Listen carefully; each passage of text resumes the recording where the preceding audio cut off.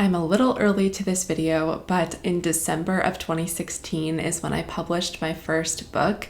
So we are going on 7 years of being an author. And in today's video, I wanted to share the 7 things that I have learned, although there are far more than 7, but 7 things that I've learned since being an author for 7 years. I could definitely do a part 2, part 3, part 4 of this. So if you want more, please let me know. But let's just dive right into the video. I'm Shelby Lee. If you are new here, I teach social media marketing and book marketing for authors. Over the past 7 years of being an author, I've grown my audience on social media to more than 500,000 followers.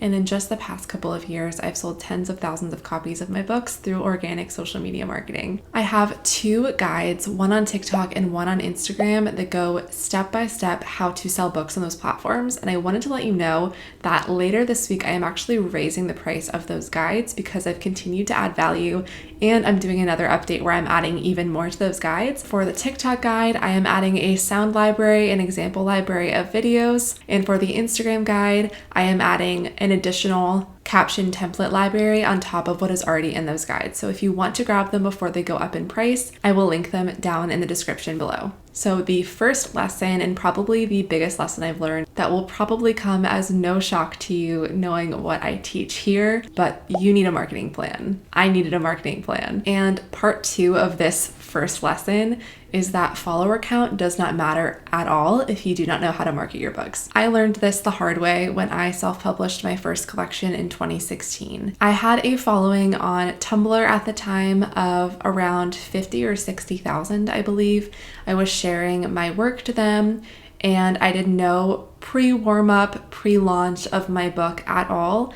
I announced it after the fact and was shocked when I did not get sales. I think I got like a handful, and that was cool. A caveat to this, I just want to say also, if you do publish a book, it is an amazing accomplishment and feat. You wrote a whole freaking book, and that's amazing. And you published it, and it is out into the world. And if that is your goal, that's what you wanted to do, that's amazing. I'm not saying you have to market. But if you do want to sell a substantial amount of books, you do need a marketing plan. It took me a while to learn that I needed to learn how to actually communicate my book to my readers in a way that resonates with them. The second thing that I learned is that covers matter more than I thought they would.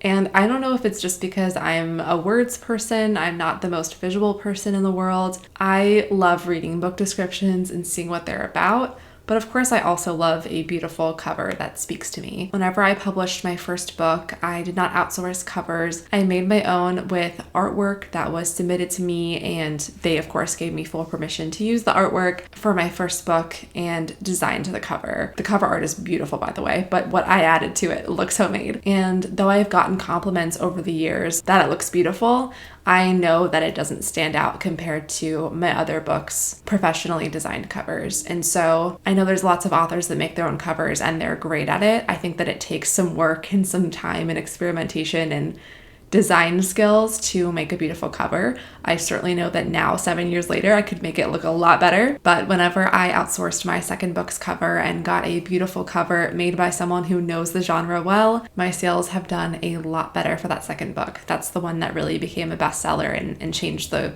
course of my career as a writer. Number 3 is similar along the lines of marketing, but you have to have a reader-focused mindset as an author. Just like any brand would have a customer-focused mindset when they create new products or market those products, we as authors, our product is our book, and we should be focused a lot on our readers. Of course, I continue to write for myself because I love it, I enjoy it, and it is really healing for me. But when it comes to marketing my books or thinking about the themes and topics in my books, I also really think about my reader and what they might enjoy or what they might need to hear. So focusing on your reader and making your content when it comes to marketing for your reader is really, really beneficial. The 4th lesson that I learned is that community is everything. And for a while in the beginning, I did not feel like I was a part of a community. I knew other poets, we talked sometimes, but I felt like I was missing that guidance, that camaraderie, support. Community is really, really important to me, and the amount of amazing writers that I have met in the past 7 years, I can't even count that high, but it's amazing to connect with other authors and writers who are like-minded, doing the same thing as you, supporting you, helping each other. It's awesome. And that's a big reason why I created a community for poets. And I also have a private client group if you've ever bought anything from me, where you're welcome to network with other authors and ask questions. And I also started a membership specifically for poets a couple of years ago because that is my genre. And it's called the Poetry Club. The doors are actually open today. This is the last day that they'll be open for a couple months. So I'll leave the information in the description if you're interested. But it is a community where we support each other. I help you self-publish your book, navigate the world of publishing, marketing your poetry book. We bring in guest poets for workshops. And it's just a beautiful community of more than 120 poets, I believe now, who are all working towards that goal. And so whether you join a group like that, or you find a few friends through social media or local writer friends to connect with and support each other, that is life-changing in my opinion. Okay, the fifth lesson that I have learned time and time again over the past 7 years is that the ebbs and the flows are so real. They're real when it comes to writing and the amount of writing that I actually get done. It's real when it comes to the amount of engagement that I get on social media or the sales that I'm getting on my books. There are ebbs and flows, there are ups and downs, and there are high seasons and there are low seasons.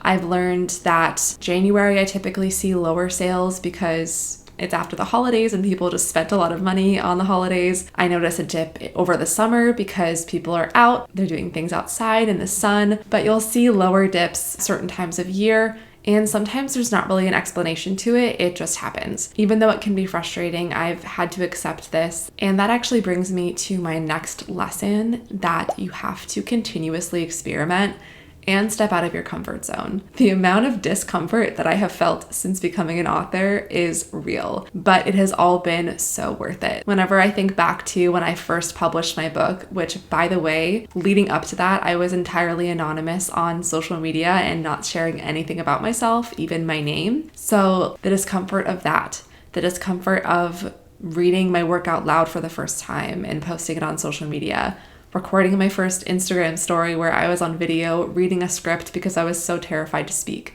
the first podcast interview I did, the first video interview I did, the first live event that I did, book signing and reading of my work. It's all terrifying. It was all scary, all out of my comfort zone, but it gets so much easier the more that you do that. And the more that you can experiment and go with the flow and know that you might have to change things up in the marketing world, or that new social media platforms will pop up. Instagram will come out with reels and suddenly you should try doing videos. There's always going to be change, and the more that you can adapt and just roll with it and try new things, the better. The seventh thing that I've learned, and something that I thought would be gone 7 years later, is the self-doubt around being an author. I remember when I did an author photo shoot, I think it was a year or two after my first book came out, that I hired a photographer and took pictures of me writing and got a headshot for my website. The imposter syndrome that I felt was so strong. I was telling myself that I was not a real author even though I had published a book. I was telling myself that I haven't sold thousands of copies, so why am I getting an author photo shoot done? And even now, 7 years later, with the audience that I have and the sales that I've had, I still face self-doubt. Is this going to end? Will I still have readers for my next book? Am I even good enough to call myself an author? And the answer is yes. And I don't care if you are working on your first book, you're an author. If you've published 10 books and you haven't made a single sale, you're an author. If you've sold 1 million copies, you're an author. And everything in between makes you an author. I don't know if self-doubt ever fully goes away. I know that it gets a lot better over time, but I just wanted to be honest and transparent in this list of 7 things that I've learned. That is one of them. But I've also learned that I'm not alone, that other authors and writers struggle with this as well. And that's why, going back to, I think my 4th one was about community, why it is so valuable to get to know other writers and authors and connect with them and realize that we are all in this together. I hope that you enjoyed this video hearing about my 7 things that I've learned as an author over the past 7 years. Some are mistakes, some are things that I have come so far on, and some are things that I am continuing to learn every single day. I would love to hear if you have anything else to add to this list, something that you've learned since becoming an author that would be helpful to share. If you enjoyed this video, please give it a thumbs up and be sure to subscribe for new videos every single week. Next week is actually going to be on Saturday instead of Sunday because I am part of the AuthorTube Writing Conference where I will be doing a class on using TikTok to sell books. I'll also talk about Instagram as well in that video. So you can actually get notified of that live stream, and I will be in the chat answering questions live and responding to your comments. So I would love to see you there for that video. Thank you so much for watching. Have a wonderful week, and don't forget to promote your book this week. Bye.